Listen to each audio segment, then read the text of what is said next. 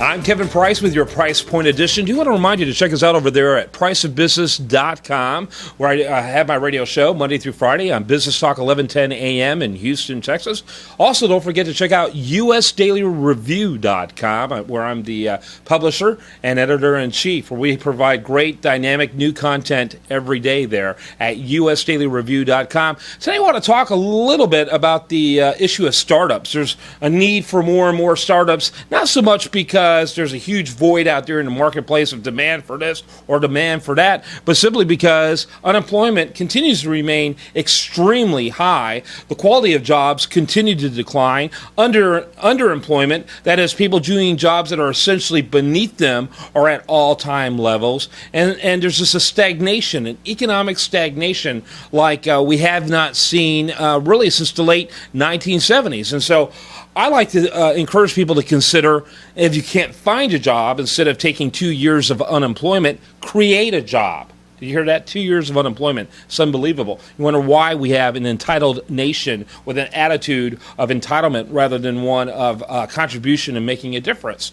And so create your own job if you can't find a job. And people think, oh, it's just so expensive. You got to find an office. You got to find, a business card. You got to get all this technology, blah, blah, blah, blah. And what all those blah blahs are essentially excuses for not getting started in business. Because let's face it, now in the 21st century, it is easier to start a business these days than in any time in the history of our country. Why do I say that? Well, certainly from a regulatory and tax and all those other environments, it is difficult to start a business, that has a lot of formality and a lot of immediate income involved. But if you want to start from scratch, your technology of your computer, your laptop is probably all you need, and of course an internet connection for it. That's about pretty much all you need to begin to build your business. You can provide all of your business cards, your letterhead, all that virtually, and you can make that on a Word document. It's not like you have to make significant investment in those particular areas. Just start a business. Well, where do you start a business? Well, you can start with your aptitude. What are the things that you like that you could create a service for? What are the things that you're already involved in that you do voluntarily out of fun that you could make the next leap into a financial connection? Those are some of the things you need to be asking yourself when you look at your current situation and you look at the creating of your next business, or maybe even your first business. I know in my situation, I found myself momentarily kind of between positions in the late 1990s. I was still doing a radio gig, but I wanted to do more. I needed more income.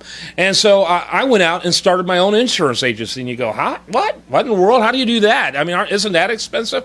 Well, my insurance agency meant I had to have a license. Well, it took 2 days of classes.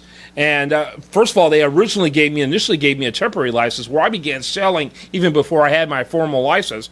But for my license, I took 2 days of classes, took a test. I had my license within a couple of weeks. And by the way, I've had that license now for going on 15 years.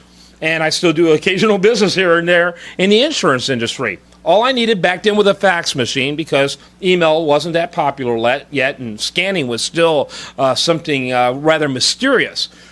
And so we went ahead and we had a fax machine, computer, and I went ahead and went into business. I leveraged my radio show to create business, and in no time I had a very vibrant insurance practice.